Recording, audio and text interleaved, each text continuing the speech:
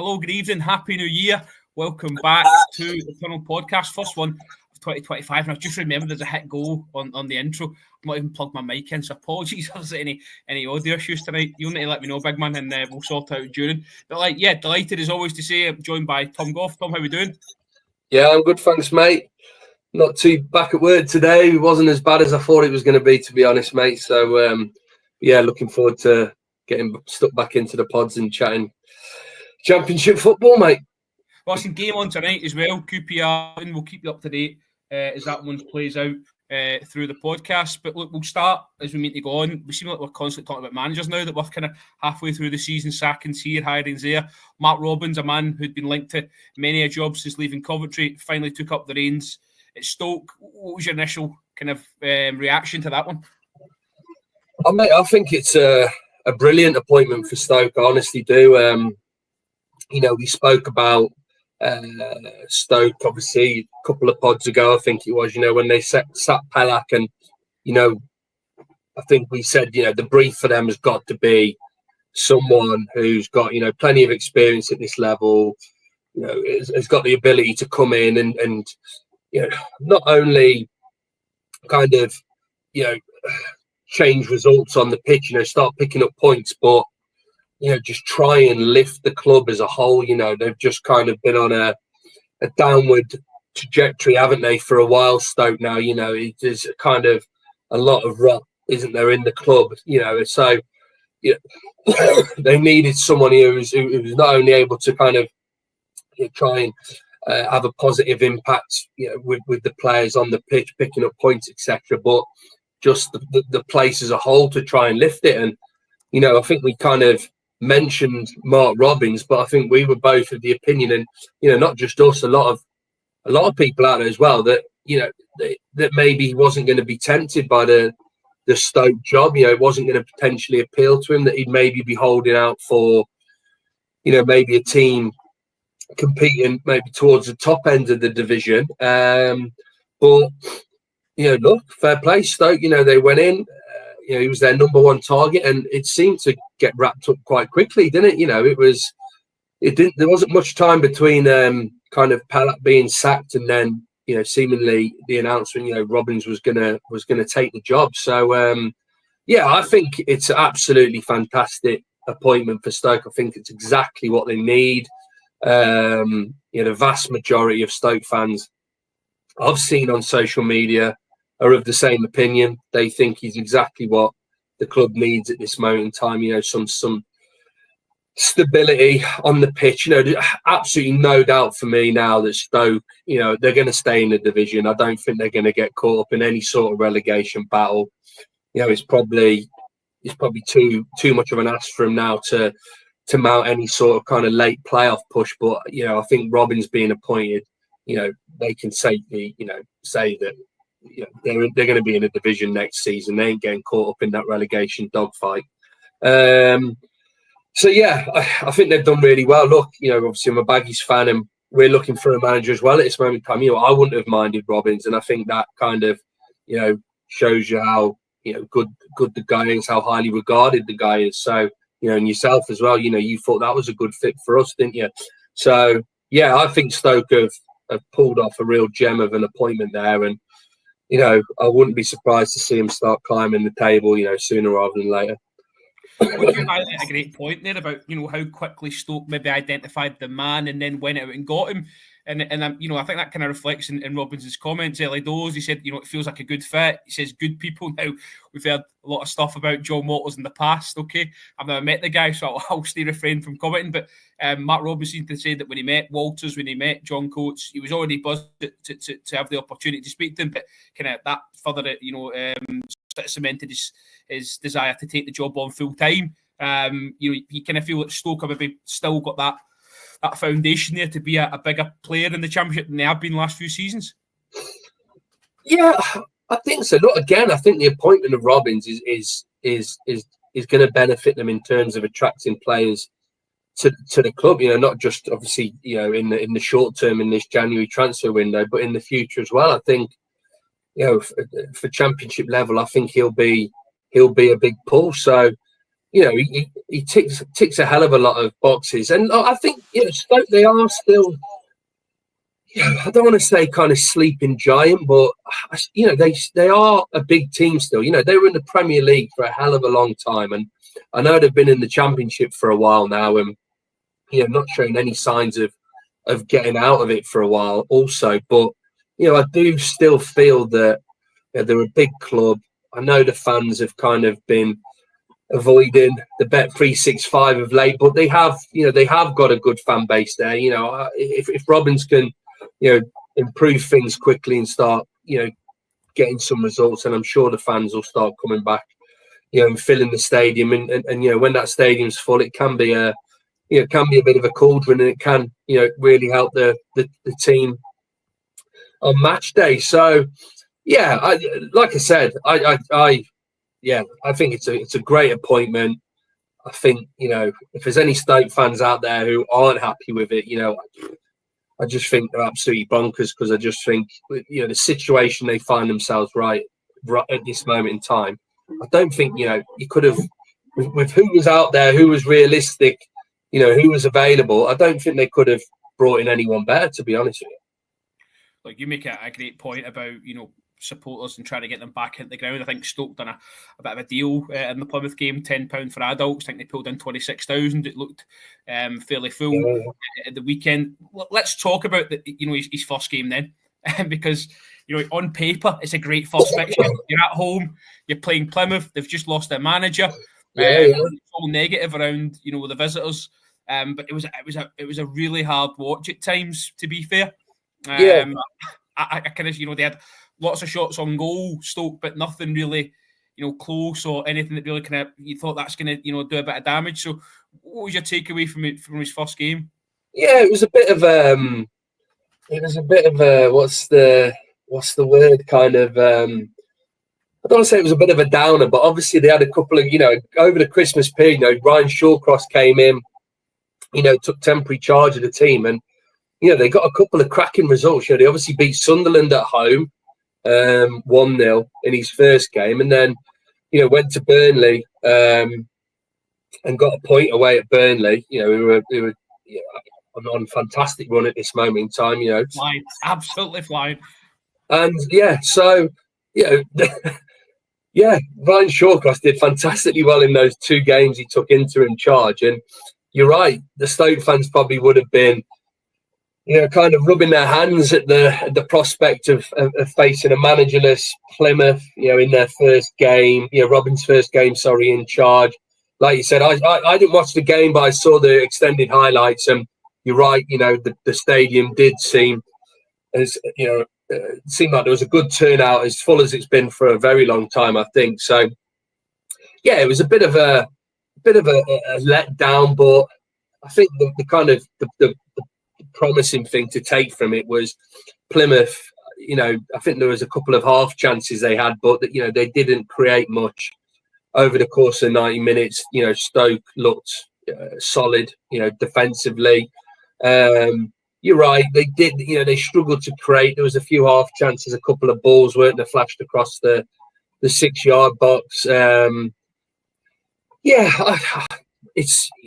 think it's they probably were a little bit kind of downbeat afterwards, because it would have been perfect, wouldn't it, to start Robin's reign with 3 points, and they probably couldn't have asked for a better game. They probably were a little bit downbeat on the way back to the car after the game, but like I said, mate, I don't think it'll be too long before they start picking up some points under Robin. I wouldn't get too disappointed with what played out, in the game against Plymouth. Well, listen, you listen to his post-match stuff. I'll pick up some negatives first. He kind of said the players were tired. It's been a busy festive period. We've used quite a lot of similar players. We haven't got the depth of squad. There's some injuries as well. He then kind of alluded to Kumas, the right-hand side. He was getting joy, getting into space, and it was just that final ball that was kind of letting them down. And then the loss of Gallagher, who had to come off, he kind of said that he felt something had to come off. He planned on keeping him on the pitch later. He really spoke really fondly of Sam Gallagher and what he's looking for him as a striker in this division. To then layer that on positively by saying that the players took on instruction really well. and that maybe they took it on too literal what he was asking him to do, but he feels that he's got enough there to kind of build on it. And something that I did want to pick up on, that he kind of keeps alluding to, that he needs time here. And is that the key case in point? Stoke do need to just give him sort of carte blanche. Coventry did. You look at what he did with time at Coventry, elevated them into a side, as you say, pushed in the playoffs, great runs in the cups as well. Yeah, 100%, mate. Look, this has been Stoke's major flaw over the last few seasons. Is that I just feel like they've. I'm not saying here kind of every sacking has been a mistake, but I just feel there's definitely been instances where they've pulled the trigger way too quickly. As I've said it in the past. I felt they pulled the trigger too quickly on with Steven Schumacher at the start of the season. So yeah, they've got to give him some time, because like you just said, he's proven, when he was in charge at Coventry, they were in a worse situation than Stoke are in now. All the issues that were going on behind the scenes, dropping down the divisions, their stadium was almost, completely empty. They were having to share stadiums, whether they were going to have a club or not. It was just absolute turmoil. And, for him to take Coventry from that to, like you said, playoff final, FA Cup semi-final, he did an unbelievable job. So, I just hope Stoke have learned their lessons, and look at what he did with Coventry and realise that, okay, this season, I don't want to say write-off, but, I don't think there's any chance now of him getting involved in any sort of playoff, late playoff push. But I do think, they'll steadily move away from the bottom of the table. And then, it's kind of all systems go in the summer when he has that pre-season, that first pre-season with the team. He can start making some of his own additions, getting rid of the players. And then you're going into next season and you kind of, evaluating then, in next season as to kind of, are they making progress or not? So I'm confident they will, mate. Like I say, I'm a little bit jealous that, that they brought him in. I think it's a great appointment for Stoke. The only thing I wrote down was, and you mentioned Kumas, because he was definitely the star of the show against Plymouth, and he has been one of, only a couple really of shining lights for Stoke, hasn't he, this season? It'd be interesting to, see what happens with him and Tom Cannon, because those two have been, their best players so far this season. Obviously, they're two loan players, Liverpool and Leicester respectively. So, I think he'll be, absolutely desperate to keep hold of those two. But again, just kind of tying into what I said, I think the appointment of Robbins will give them a better chance of keeping hold of those two guys. I honestly do. I think, he'll speak to them and he'll say, like, what, obviously kind of lay out what his plans are for him, his ambitions for the rest of the season. I think he'll do a good job in trying to convince him to stay with Stoke for the rest of the season. I think their parent club as well will see, Mark Robbins has come in now, what a fantastic job he did at Coventry. I think they'll be more inclined to leave those guys with Stoke for the rest of the season than maybe bring them back and send them out to somewhere else. But, that's the only thing for me, which could, maybe throw a bit of a spanner in the works, where if they were to lose Cannon and Kumas in this transfer window, that's going to be two huge losses for them. And especially in the creative areas as well. As you say, it's a massive balancing act during January. There's 6 points between 23rd and 16th, Coventry up in 16th. The next 5 games, okay, it's FA Cup weekend, we'll know that. Sunderland for Stoke away. Then it's West Brom away. Three as you die there. Three fixtures back to back that you think are going to be massive in determining whether they're going to be sucked into this or not. You've got Pompey away, Oxford at home, and then Holloway as well. Is that Stoke's next 3, mate? You were saying, yeah. No, so next 5: Sunderland away in the cup, West Brom away, then it's Pompey away, Oxford away, and Oxford at home and Holloway, which is it's massive. Yeah, that's it, mate. Like, look, I'd like to think they were looking at the fixture away against ourselves and thinking, that's a tricky game, But then you're right. I think those 3 against Portsmouth, Oxford, and Hull, will go a long way, to kind of panning out the rest. Let's oversell it. Season defining, those 3 Yeah, games. that's it. That's it, mate.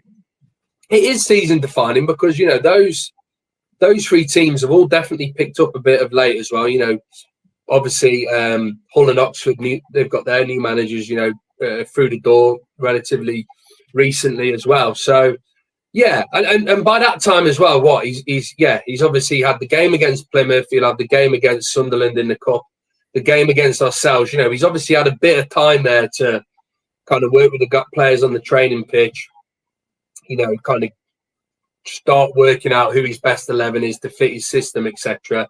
Yeah, you're right. Those 3 fixtures, he'll be looking at those and thinking, you know, I want to be ready, fully firing for those 3 games, because you're right, you know, they could be season defining. You know, if they kind of come off the back of those 3 games, you know, and they haven't picked up many points, then, you know, I could be made to eat my words. You know, they could, you know, they're going to be finding themselves in a relegation fight. But like I said, I'm confident that that Stoke will pick up quickly under him, and you know, I can see him turning into, like, you know, a real efficient team that's difficult to beat. And you know, the Stoke that we know, so to speak, you know, the Stoke of old, you know, the Tony Pulis Stoke. No one liked going to play them, you know, especially at their place. Difficult to beat, well organised. But I do think Robins, he has got a bit of flair as well. You know, his Coventry teams did like to try and excite as well. You know, get forward. Hanji, Gamer, you know, these kind of that's players. It, right. So, yeah, I know I've said it about 4 or 5 times. It's a good fit, and I will be very, very surprised if, you know, come the end of the season, or, you know, towards the end of the season, you know, they're still in kind of, you know, relegation fight. Okay, listen, we'll just quickly jump onto Plymouth. A few people watching, good friend of the show who joins us over the international stuff, Connor Chalmers. Evening, Connor. Happy New Year. Evening, gents. Think Rooney leaving Plymouth proves the point some people are making at the time he was appointed, that he was always the wrong man for that job, given his poor managerial record. Now, today, we've seen reports that Matt Sadler at Walsall, who's got them flying in League Two, approach has been rejected by them for Plymouth to speak to their manager as well. So, again, you know, you talk about Stoke and how quickly they appointed their manager. We'll speak about West Brom in a minute. You know, the more time you waste, especially down the bottom, that's them firmly rooted to the bottom now. 3 points from safety, Plymouth. Yeah, it's a great point, isn't it? I think, you know, we were kind of rooting for Rooney, weren't we? You know, we've had a few chats about him here on the pod, but I think we were both of the opinion that you know, that was his last roll of the dice at this level anyway, wasn't it? You know, he obviously did an okay job at Derby, especially kind of given the circumstances at the time. But, you know, he had an absolute nightmare with Birmingham. And, you know, we thought maybe Plymouth would be the team that he could maybe kind of kickstart his managerial career again. But, yeah, I think the more that's come out, hasn't it, since he was sacked at Plymouth, it didn't sound what's the word? It didn't sound a nice. It's not a glowing recommendation, was it? Yeah, no, it didn't sound a very nice working environment, did it? It sounded like it got really kind of nasty, and things got a bit bitter, didn't they? Towards the end, you know, there was a big fallout with, you know, the vast majority of the squad, it sounds like, and Rooney, and yeah, it all got a bit messy from the sounds of things. So yeah, I think it's going to be difficult for him. You know, I don't think it's going to happen. I think, like you said when we were chatting the other day, I think now, if he has, you know, if he's got ambition still of having a career as a manager, head coach, he needs to drop down a couple of divisions, in my opinion, and rebuild, because I think he's shown that the Championship is too big a step for him at this moment in time. You know, look, we said it many a time that Plymouth, what were their expectations this season? You know, to obviously stay in the Championship. So, you know, they were always going to be kind of down there, you know, there or thereabouts throughout the course of the season. But I just think, you know, it's the manner in which they, you know, the amount of goals they've conceded, you know, the amount of heavy defeats they've suffered, and then, you know, you look at all the other teams around them. You know, some have swapped managers and got a positive reaction, or at least, you know, started battling more in games and challenging and making it more difficult for teams to take points off them. You know, everyone around them down there was either improving a bit or, you know, kind of putting a bit of a run together and picking up points, whereas Plymouth were just, you know, they were just, you know, starting to get cut adrift almost, weren't they? So, yeah, I can understand the decision, and yeah, I think it's going to be difficult for Rooney, you know, getting any job for a period of time now. I think he probably needs to keep his head down and lie low, doesn't he? And and wait for this stint at Plymouth to hopefully kind of be forgotten. Well, I think if he is going to take another job, whatever level that may be, I think he needs to be close to his family. He's got obviously quite a strong family unit from what you can see. Yeah. His wife was in the jungle, and that seemed to be maybe playing on his mind a bit, maybe losing a bit of focus. I don't know. Only he could probably answer that. Just a quick one on Matt Sadler, okay? Because tweeted about it earlier on, and we got a tweet from a Walsall fan. Rent Free Mate is the guy's name. I don't know your Christian name, but it says we need to keep our manager and players intact. Why would he leave for a relegation favourite to League One where he can get promoted to run up the Saddlers? Says Rent Free Mate. What do you make of that? Is that relative? I think so. Walsall are obviously having a fantastic season. You know, Sadler's making a real name for himself. You know, again, I don't want to comment too much because my kind of knowledge base of League Two isn't the best. I obviously, you know, being a West Brom fan, I do, you know, keep an eye on Walsall, see how they're getting on. You know, they're having a great season thus far, and you know, it'd be the worst thing possible for them, wouldn't it, to kind of lose their head coach at this point in time. You know, that's the last thing they'd want. You know, could really derail their season.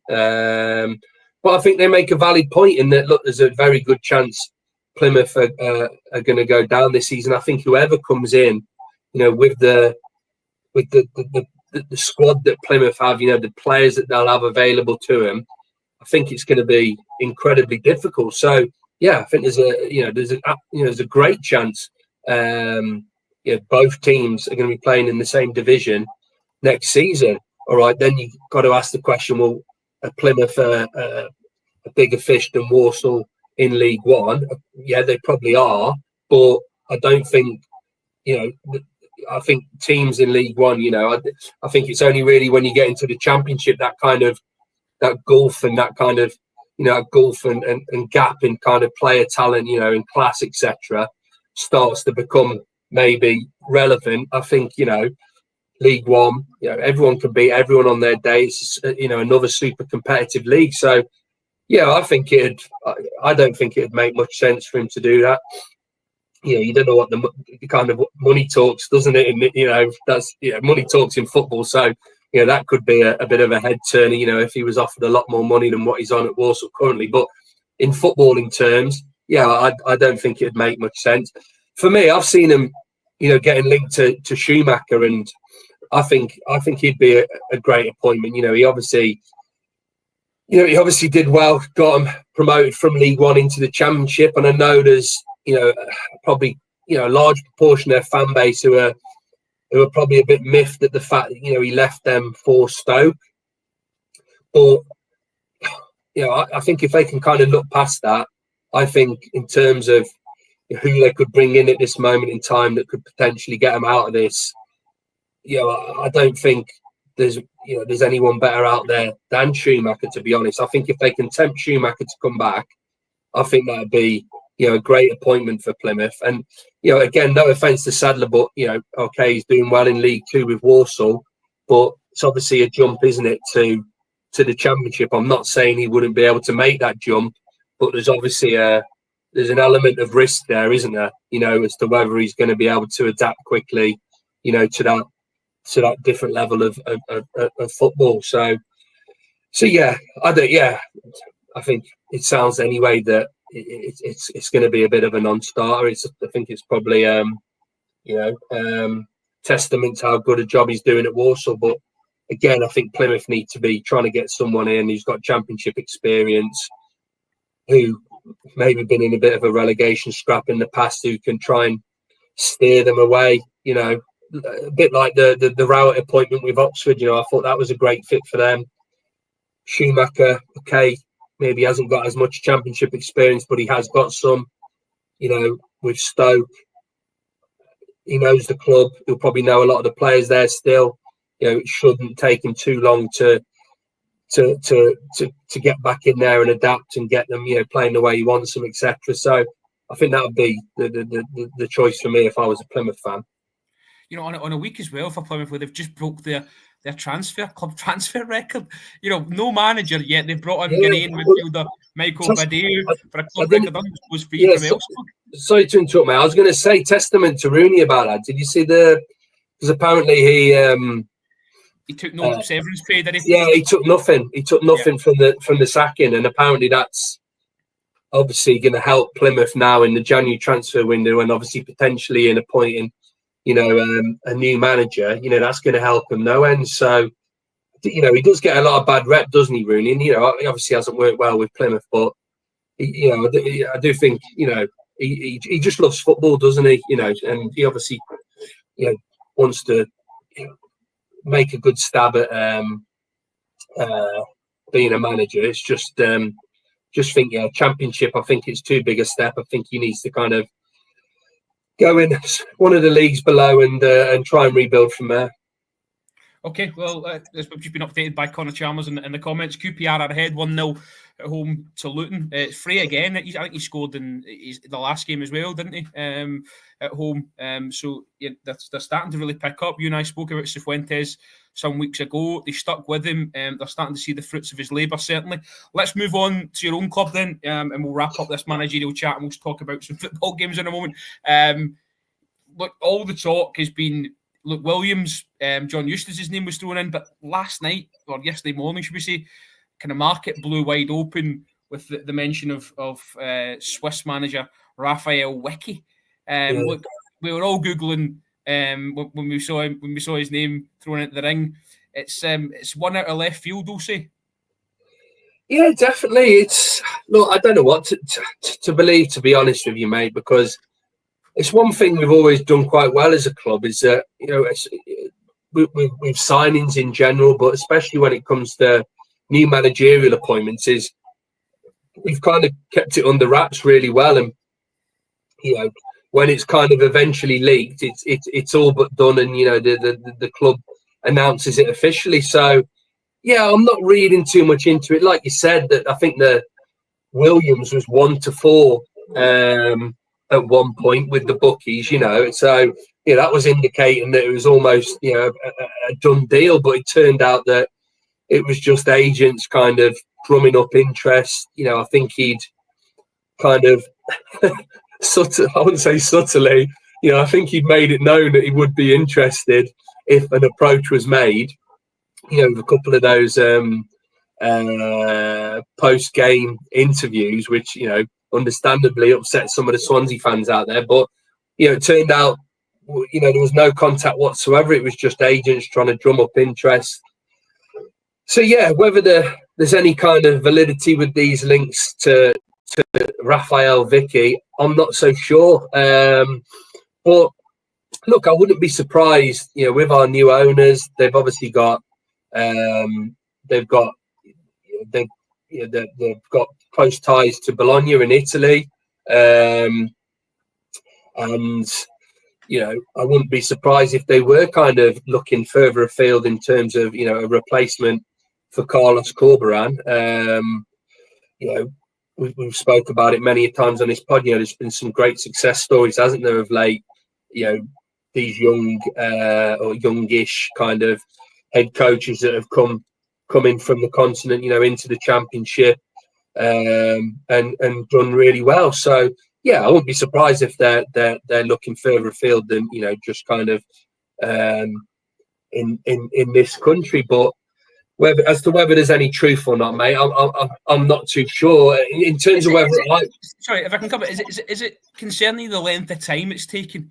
It's been 12 days now, which is a long time in football. I know we've had a lot of games, but you kind of said to me over the weekend, look, Brunty and the boys have done really well. Let's shake their hand, but let's try and get something sorted before the weekend's game if we can. Then one of the Patels put out a tweet which kind of was similar to what we've just said, kind of thanking the guys for the job they've done and how difficult it's been taking time away from their families, etc., which makes you think they were kind of close. And then there's been nothing today as well, and obviously this link to Wiki comes out yesterday.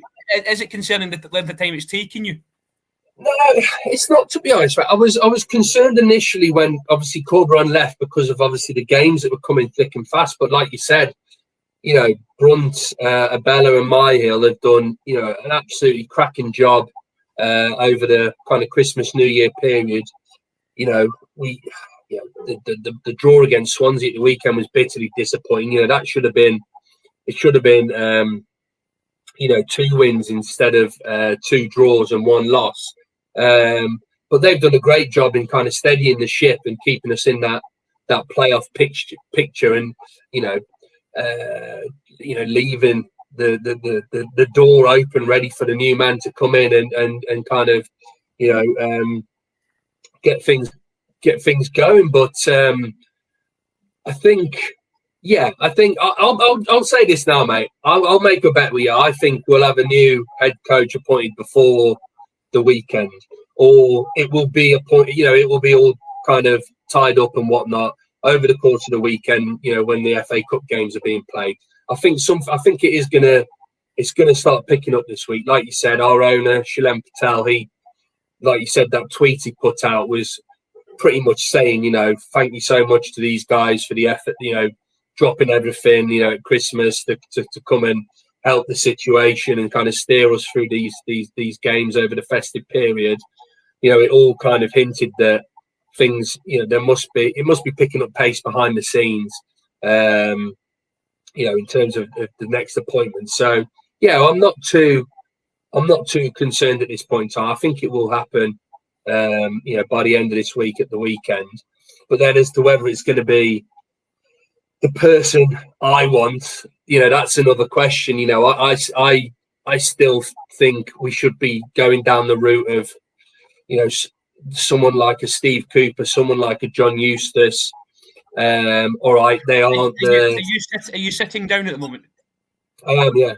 Right, here you go.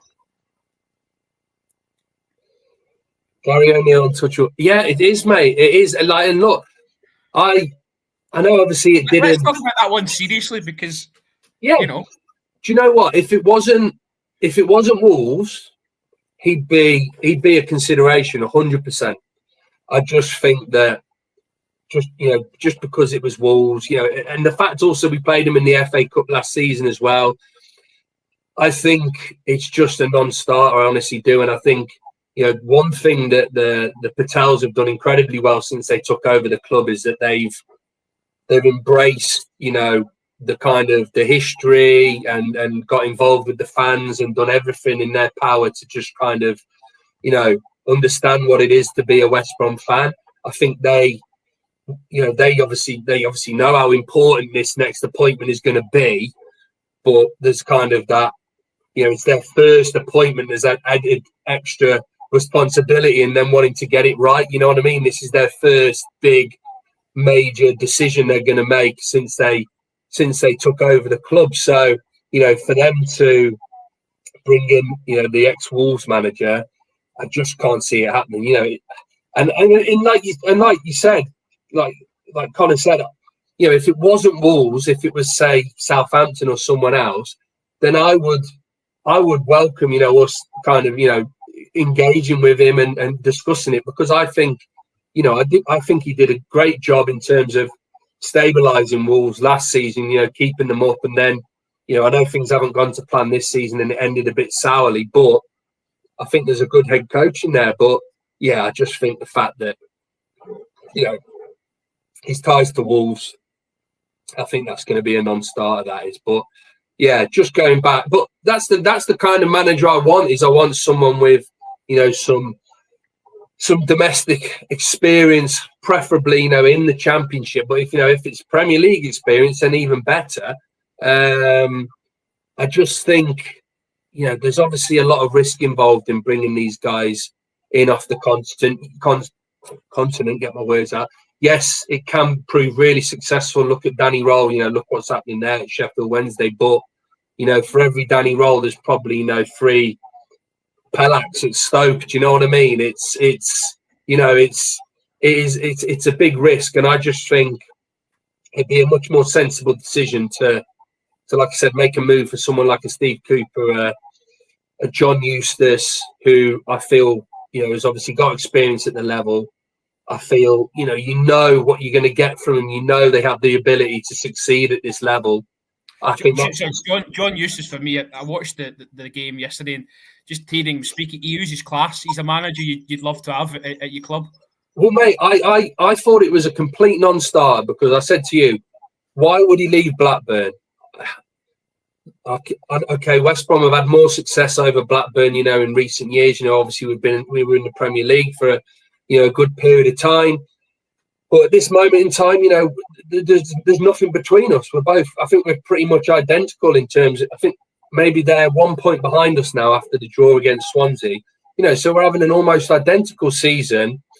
You know, he's really kind of lifted Blackburn. You know, the fans are right behind him. They love him to bits.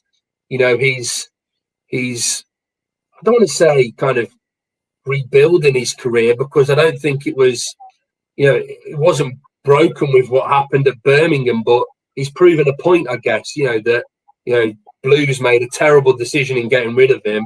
You know, look at what I'm doing at Blackburn.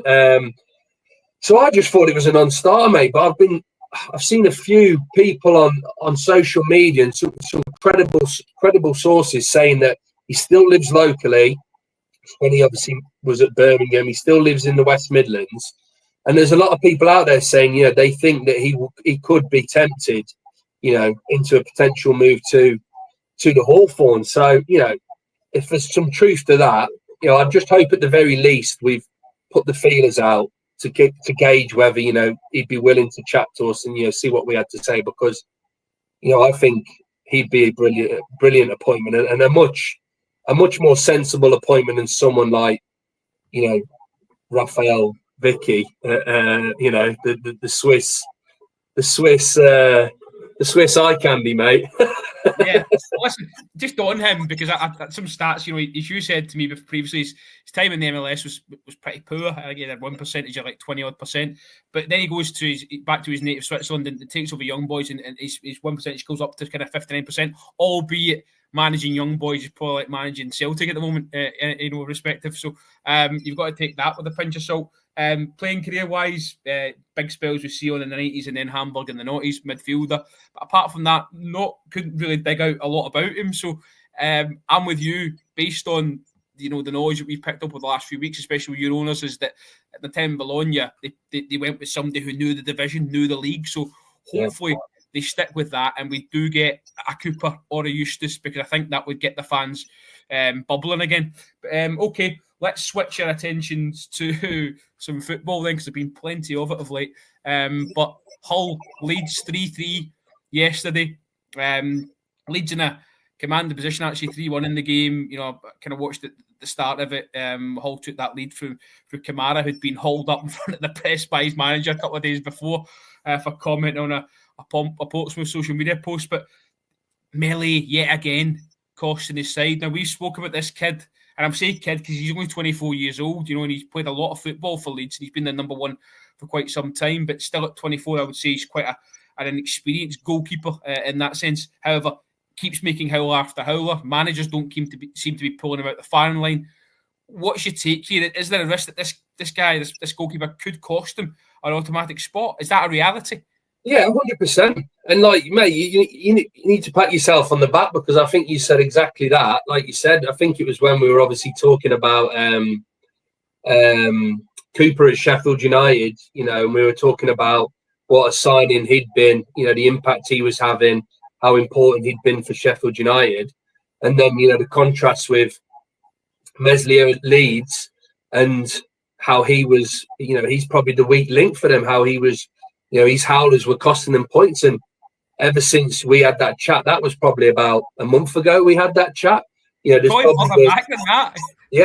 probably been, you know, there's probably been 2, 3, maybe even 4 mistakes since then, you know, that have cost Leeds points and proven that point. So, yeah, I think it definitely seems. I know there's there's kind of been chat amongst the Leeds fans previously.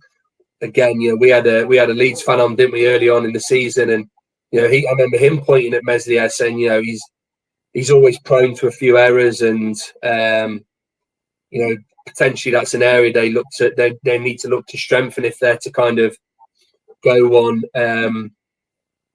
better this season and get automatic promotion. And again, it's looking like they were proven right in what they were saying. I think it's starting to get a bit ugly. I think that's what I was saying, and I think I shared a couple of videos with you on social media where I think one of the Leeds pages has put together like a bit of a montage of the players' reactions after his mistakes against Hull. And you could quite clearly see that the players on the pitch were almost like, what are you doing? Like, you're costing us points here. This is critical, kind of like, looking a bit exasperated and frustrated. So I think it's getting very, if not there already, it's getting very close to that point where I think he's got to be taken out of the firing line. Now, this is the thing with Leeds. They've got, what's the lad? They've got Darlow, haven't they, as their number 2? Yeah. Connor will know him well from his time at Newcastle. And Connor, if he's watching this, he's a good goalkeeper at this level. It's not very experienced. Yeah, it's not like they're throwing in, maybe some young lad who, the kind of pressure of coming into a team challenging at the top end of the championship whose goalkeeper's been struggling. They might struggle, with that pressure. Darlow's been there, he's done it, he's got a lot of experience, he's played Premier League football. It's not like they haven't got someone available to them to bring in. But yeah, it's going to be very interesting to see whether Farke sticks with him for the next game, because here's the thing, Nick, because that's a bit of a get out of jail free card for Farke, because the next game's at home to Harrogate in the cup. That's it. Surely you do it, even if it doesn't look like you're pulling Meslier out for performances. You're just pulling him out for a bit of rotation. It's the cup, so he has got a bit of a get out of jail free card. So as you say, it'll be interesting to see who starts at the weekend, because they're a League Two side. Well, that's right, and I think Darlow will probably start in the cup, like you said, against lesser opposition. But then I think again, all eyes are going to be on Farke to see what he does in that next league game, because from what I've seen on social media, the vast majority of Leeds fans are now calling for either Darlow to be brought in and replace Meslier, or Leeds to be looking for a new number 1, in the January transfer window, because they're saying exactly the same as what we're saying, in that these errors are costing them points. I think I shared a tweet with you that it's cost them 7 points already this season. When you look at Sunderland, you look at that late one against Blackburn, and this is what I want to highlight as well, okay? Because it's not even like it's one specific thing, like he's maybe not coming for crosses. He's got weak wrists at times. His decision making's questionable, and he just seems to lose concentration as well. I mean, that first one at the weekend, he's caught in no man's land. He comes charging out before the ball's even played to Kamara.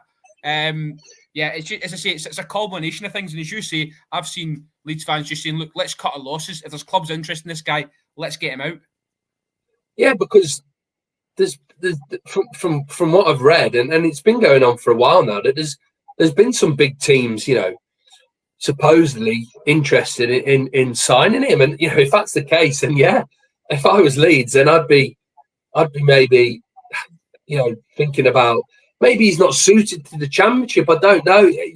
I think you make a good point there, in that he doesn't seem to have any presence for me. I think presence is such an important thing for a goalkeeper. You've got to have command of your area, haven't you? And if your goalkeeper has that command and has that presence, then it does your defenders the absolute world of good, doesn't it? He just doesn't seem to have that, and you can almost see the nervousness amongst the Leeds defence, especially the longer the season's gone on, with having him behind them, So yeah, I'd be astonished. I do feel sorry for him. It's not, Connor will say, man, it's what's the saying about being a goalkeeper? It's like the loneliest place on the pitch, isn't it? If you're not doing so well. If you make a mistake, it's 9 times out of 10 it's going to lead to a goal, isn't it? So there's some sympathy there for him. But then for me, it's on Farke now to deal with the situation, better. I think he needs to, like you said, he needs to take him out of the picture, and give Darlow an opportunity just to kind of let him kind of regroup. I'm just seeing what Connor's put there. Yeah, that's it. That's what I was saying, mate. But I just think sometimes they need to be taken away from it, let them regroup, kind of build some confidence back, and then hopefully come back stronger when it's the manager's job to protect his players. At this point, he's got to just protect his goalie. I think I heard Sam Allardyce talking about when he joined the club. I can't remember which club he was talking about, saying the keeper was making mistake after mistake and really costing the side, and he had to just say, "Look, mate, I'm taking you out of the firing line here to protect him, protect his own, mental stability." I think, as you say, Farke does have a part to play in this. Just a quick half time at Loftus Road. It's 1-1 now. Looking to pull one back, which could be really important for Rob Edwards, because another defeat, plunges you further into the doldrums with Hull and Portsmouth in particular. I think they have turned a slight corner. Albeit they've not gone on a run of wins yet, but they do seem to be playing a hell of a lot better. Okay, let's move on to the playoff pack, because that's blew wide open, as we were talking about before we came on tonight. You've got Borough in 5th on 41, right down to Swansea in 12th on 34 points. That's a 7-point swing. It's absolutely incredible. And just while I've got it on my mind, I keep hearing that the Championship's, the quality's poor this season. It's the worst Championship of all time in terms of quality. I'm not buying that. I see it the other way around. I love the fact that it's wide open. I think that really makes it and shows you the fact that everyone's probably on a level playing field now financially, barring maybe one or two. Shows you that managers have got to actually do their work and do the stuff on the training pitch. Yeah, 100%, mate. Look, as an Albion fan, I'd absolutely love to be, sat in 6th position now, 10 points clear of 7th. I'd obviously like that to be the situation.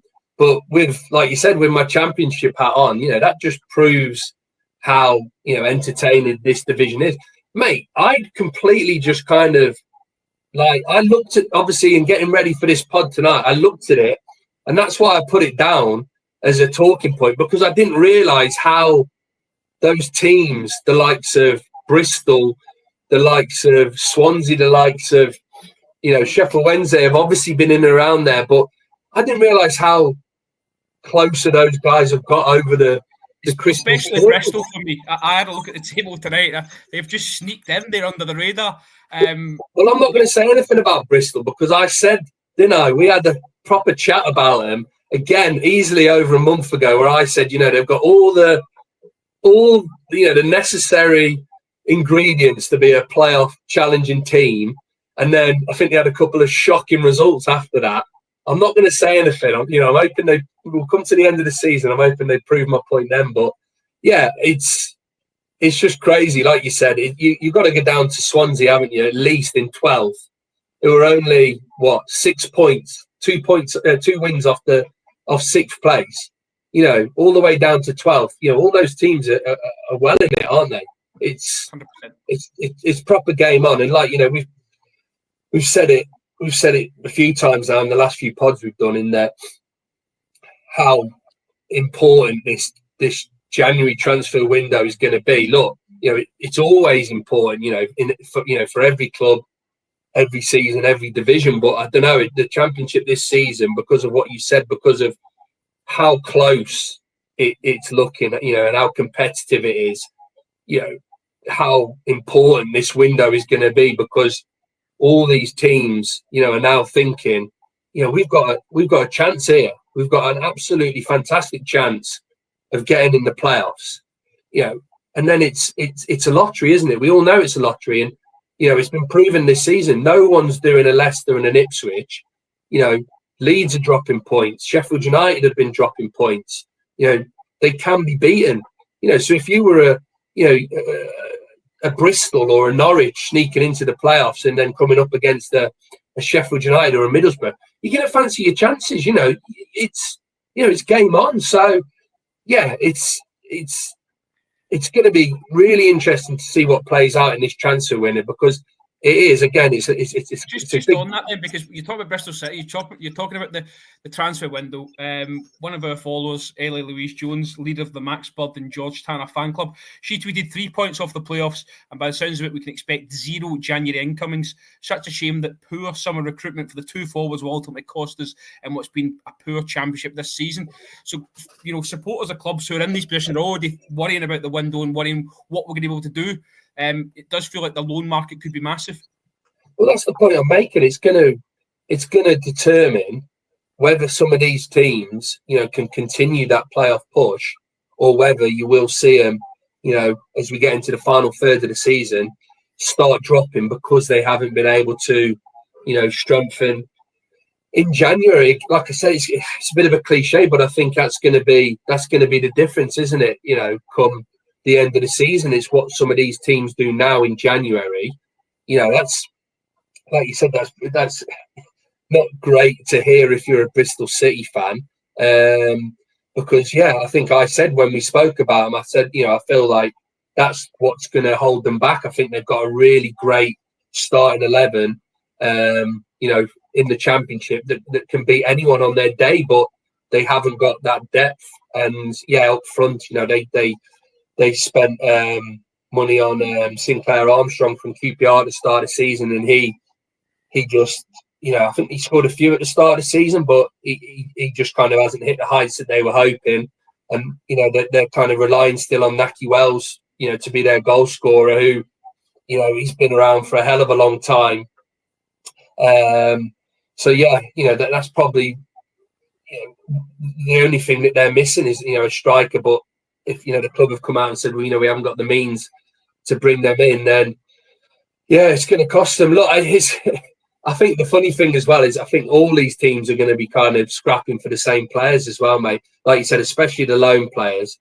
I think the end of the transfer window is going to be absolutely manic, because that'll be when the Premier League teams make a final call. Once they've finished their business, they make a final decision then as to who they're going to want to loan out to teams in the Championship, and then it's just going to be one hell of a scrap, isn't it, between all these teams, to try and bring those guys in and strengthen their playoff push, or whether they're down the bottom trying to remain in the division. So it's going to be. You mentioned about Bristol, just checking the Fali Mayulu, is it the French lad? They spent €3 million on him, which is quite an outlay for a championship side. He's not done too well. He's not hit the ground running. I think he's maybe struggled to adapt to the division as well. So, I think Ellie could be onto something when she says that they've maybe squandered what money they had on players that haven't really hit the ground running.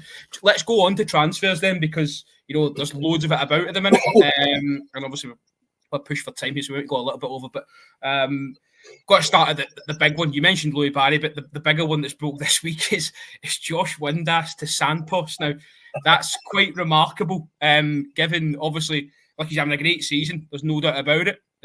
He scored some goals. He scored a wonderful goal. I was lucky to witness that. I went to Hillsborough on New Year's Day, and it was a ping from all 60, 70 yards, whatever you want to call it. A fantastic finishing. Only I could only dream of hitting a ball like that at any point in my career. So what do you make of this? Because it's quite. It doesn't happen often. Not many players go to Brazil. You think of maybe Colin Kazim Richards, who's gone to Brazil, maybe from England. But I just think it's a wonderful link if he doesn't go or does go. Well, you shed some light on it, because I said to you, didn't I? Josh Windass to Santos. I was like, that is not a transfer rumor. That I was expecting to see early on in January, but it turns out that the ex-Rangers boss is the manager of Santos, and obviously Windass was playing under him at Rangers and was obviously quite successful, wasn't he, when he was playing under him? So, there is a link there as to why there is moving parts that make it make sense. You're right. So Rangers under Pedro Caixinha, Josh Windass was part of the squad, and Pedro is obviously now the manager at Santos. So that's where the link comes in. But even without that, it's still just it's wonderful to see. You've said to me that I think Windass's contract. Did he only renew it for a year last summer with Wednesday? And there was talk that he was maybe going to be on the move. You said he was maybe linked to West Brom, but he's come back, and Danny Rowell's really getting a tune out of him this year. I think they'll be trying their best, the damnedest, to keep him. It's just whether you'd imagine the Brazilian Premier League will have quite a bit of money to throw at him. Yeah, it's like you said, mate. It is just a bonkers link. But in terms of whether he could potentially be tempted or not, I'd have absolutely no idea, because that's just a massive decision, isn't it? Just completely uprooting your family. Different country. He has just had a young baby as well. That's different country, different lifestyle. Different language. Massive decision for him to make. I'd be honest with you. I'd be quite surprised if he was to make that move. I know it's proper football manager stuff, isn't it? But yeah, like you said, the Sheffield Wednesday fans would be absolutely devastated, because we've had a few chats about him. He can be. I've always liked him as a player, but I agree with what people say about him, that he can go missing. He can go missing for a few games, and you don't get much out of him. And sometimes, he's a bit of a. He looks a bit lost on the pitch. He's just not involved. But he's like I said earlier to you, he's a mercurial talent who, when he does show up and when he does turn it on, he can be a really exciting player to watch. And look, he's got 10 goals. I didn't realise he had as many as 10. He's got 10 goals already this season. He should have 11. They shouldn't have given that penalty to Ugbo yesterday. Crazy 10 goals, 2 assists. He's vitally important player for Sheffield Wednesday. And I think Danny Rowell kind of appreciates that. That's what you get from him. There might be games where he goes missing and you get nothing from him, but when he is on the ball, he has the ability to win your games, doesn't he? It's as simple as that. So yeah, it'd be a huge loss for them. Yeah, I don't know. It all just sounds a bit surreal to me. You might think. I tweeted from obviously the Tunnel account just to say that it might be a step too far given his personal circumstances with just being married, young child. But Zell decided to respond. They said Santos is a great city, wealthy and with a beach. It's where retired people live. They are the majority in the city, peaceful and respectful. Not to mention the fact he'll have more visibility in the Brazilian top flight and will earn a salary of £130,000 per month. Really? Well, Zale must have the inside knowledge, but 130 grand a month sounds okay, doesn't it? Well, mate, if that's the kind of money they're offering, then that's that really does kind of move the goalposts. In that, it's like I think you said, it's kind of like the equivalent of some of these players that have moved to Saudi Arabia or the MLS for a bit of a kind of later career payday. That'd be his equivalent. So yeah, mate, if that is the case, then yeah, he obviously has got a lot to think about.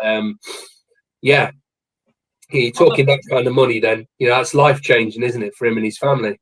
100%. Other moves as well. You talk about Louis Barry. He's up for grabs again.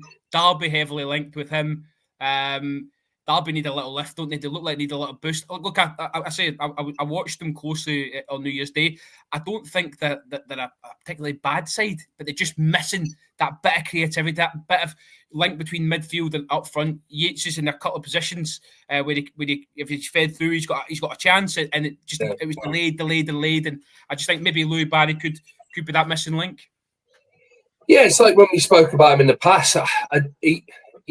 Villa will send him somewhere where he's guaranteed to be playing 9 times out of 10, and that's why I felt like the links to Middlesbrough were there wasn't much truth to him, because I think he'd be struggling to get regular game time there, given the attacking options that they had. Yeah, Derby makes a lot more sense in that. You're spot on. I think Paul Warne, I think kind of they are a tough team to break down. They're well organised defensively. They're sound. No one's really given them any sort of thrashings this season, have they? They've given everyone a good game. But yeah, I think the thing that's been letting them down is scoring goals, attacking intent. I know the Derby fans, from what I've seen anyway, are quite split on Warne still, in that they feel that maybe should be getting a bit more out of the squad, and that the football isn't the best, to go along to and watch every other week. So yeah, they definitely need a bit of an attacking spark this window. And look, Louis Barry, he's done fantastically well. In Stockport for the first half of the season, scored a lot of goals. Definitely, knows where the back of the net is.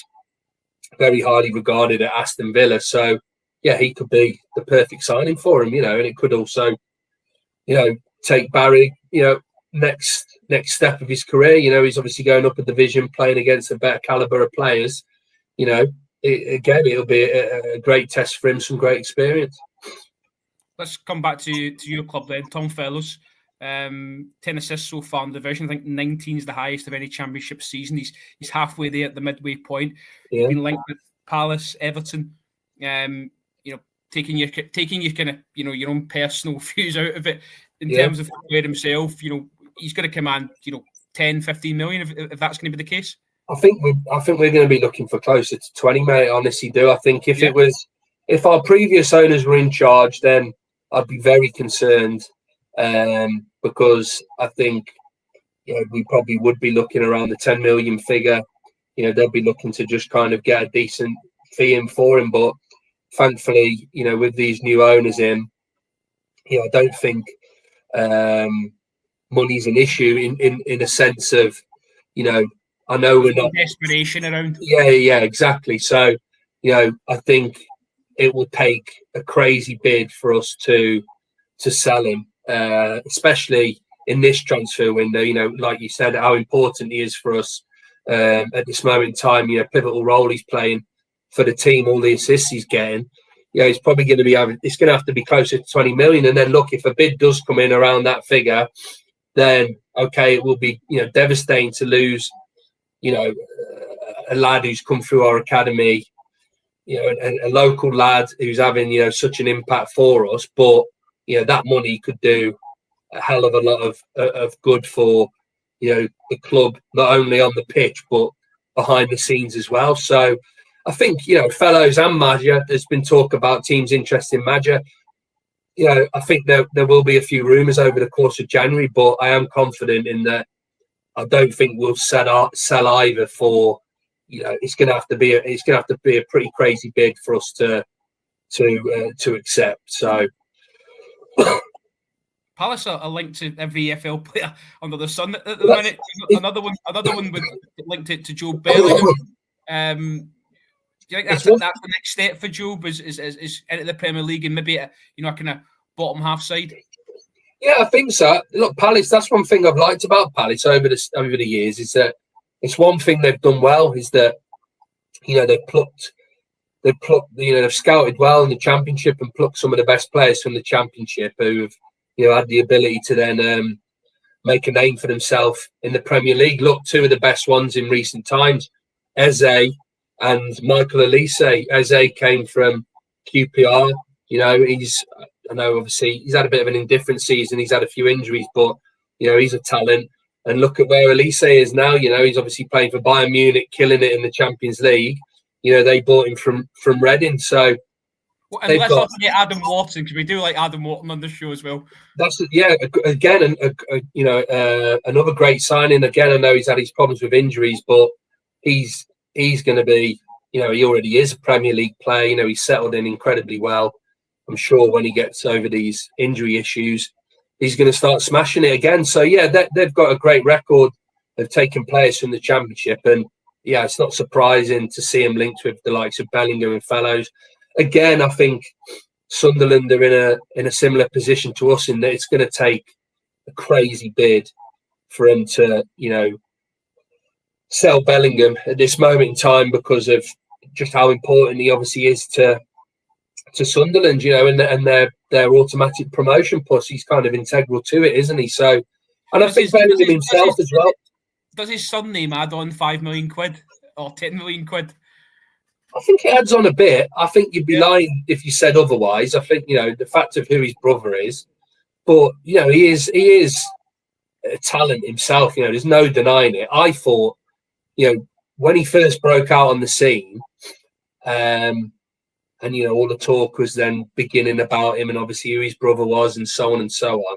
I did think there was an element of that in that he was getting bigged up a little bit too much because of who his brother was. But this season, I think he's kind of proven that, that's just nonsense, in that he is a top player, one of the best midfielders in the Championship, and that, he's so young still. He's only going to, get better and better. It won't be long before he's playing in one of the top divisions. So, but I just get the sense from him as well that he'd want to finish this season with Sunderland, and see this season out. If they can achieve promotion, then fantastic. But, he'll stick with him this season, and undoubtedly there'll be teams interested in him come the end of the season. Even if Sunderland get in the Premier League, I think there'll be teams still interested in him. So, yeah, it's one I can't see. I can understand why teams are looking at him, but I can't see that happening, to be honest with you. And we'll finish on a couple of names that we know well from Premier Leagues gone by: Ikechi Iheanacho and Jeffrey Schlupp. Iheanacho linked with a move to Watford. I think maybe a loan, and Schlupp linked with a loan to Blackburn as well. Tom Cleverley seems to have a mould of striker that he likes. Big, athletic, kind of mobile as well. And for me, on paper, Schlupp to Blackburn looks like a pretty good move. Yeah, I think Iheanacho to any Championship team would be a great signing. It's I don't really know what's gone on at Leicester, but it's surprising to see that he's not getting any minutes whatsoever, and that you've got a 30, how old Vardy now? He's got to be 36, 37, and 36, 7-year-old Jamie Vardy is kind of keeping him out of the team. But I think, if a Championship team was to lend Iheanacho on loan for the rest of the season, I think that'd be a great addition. So I'll tell you what's sorry. I'll tell you what's going on at Leicester. He plays for Sevilla now. he left Leicester in the summer. That's why he's not playing in front of Vardy. Is he? That's brilliant. What a way to end the podcast. Fantastic. I promise you. Go on, Iheanacho. He's in La Liga. He left Leicester in the summer on a free, I think. He's not been playing well there, so he's trying to get a loan move. Okay. Mate, I was going to say, look, well, that kind of makes the point for me. Mate, that makes the point I was trying to make in a kind of roundabout way, in that, I was struggling to see why he wasn't getting any minutes at Leicester. Well, that's why, because he's not he's at Sevilla. But that's the kind of caliber, the caliber of player he is, Sevilla, obviously at the start of the season, it sounds like it obviously hasn't worked out for him if he's getting linked with a move to Watford in this transfer window. But, I think it'd be a great addition for any team in the Championship.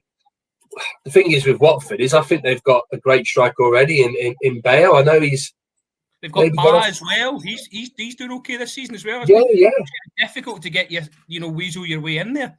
Well, that's it. And I think the one area for Watford, is that they haven't been, isn't, I wouldn't say an area of concern, is scoring goals. It's at the other end for me with Leicester.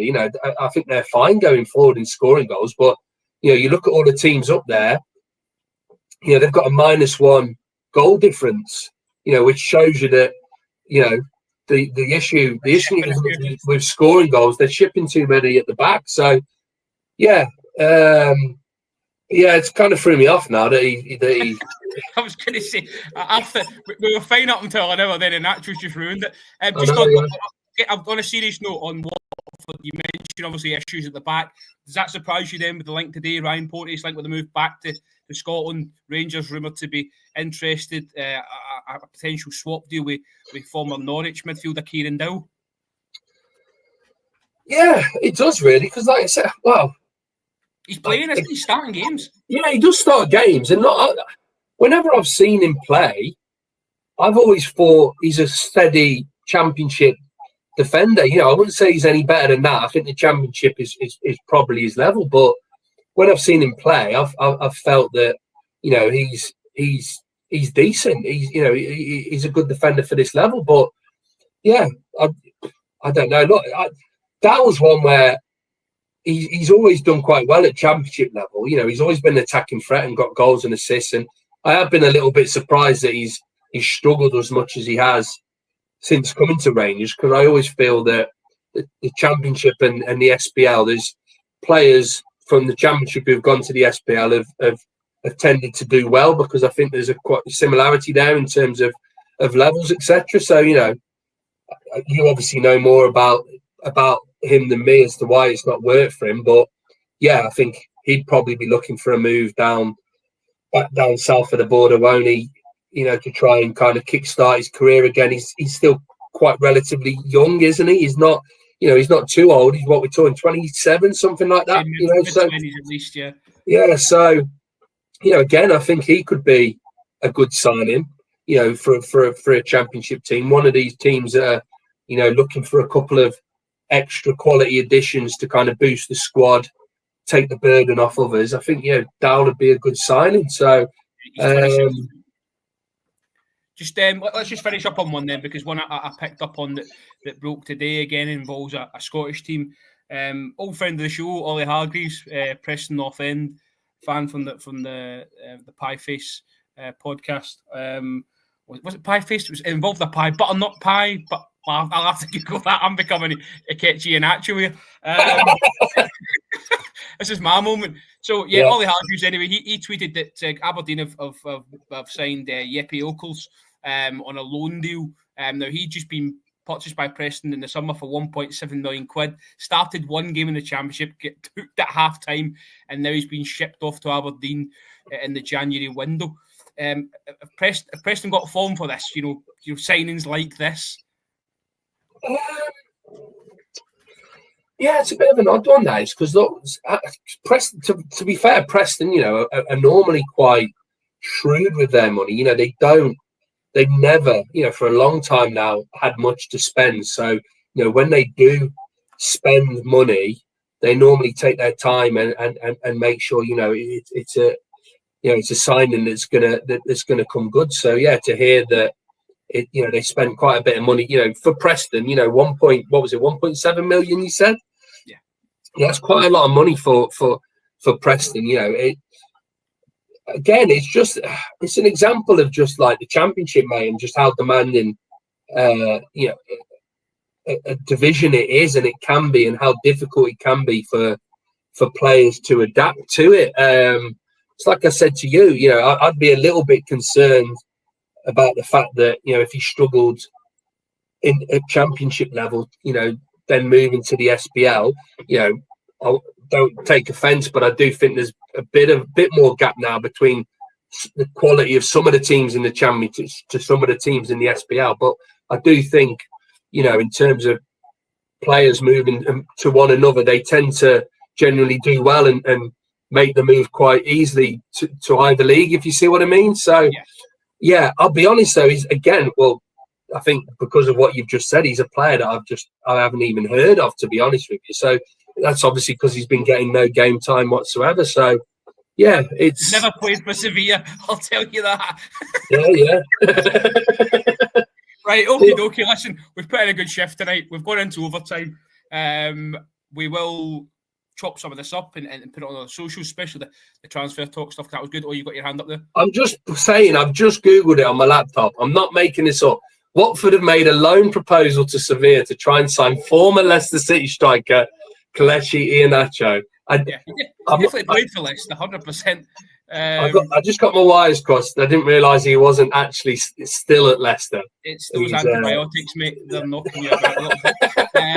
Yeah, so listen, as I say, we'll be back towards the end of the week. Hopefully with a guest. We are putting the feelers out to get a guest on board. Someone that knows the La Liga, preferably. And then we'll look forward to welcoming you back there. Anyone that's joined in tonight, actually, do you know what? We had quite a lot of interaction, albeit a lot of it was from our good friend Connor, but we had 4 or 5 watching at one point. So thanks for joining us. If you liked it, just give us a like, a subscribe button, leaves a wee comment, interact with us on our other socials as well. But from me and from Graham Hunter, it's a good night. Thank you very much. We'll see you on the other side.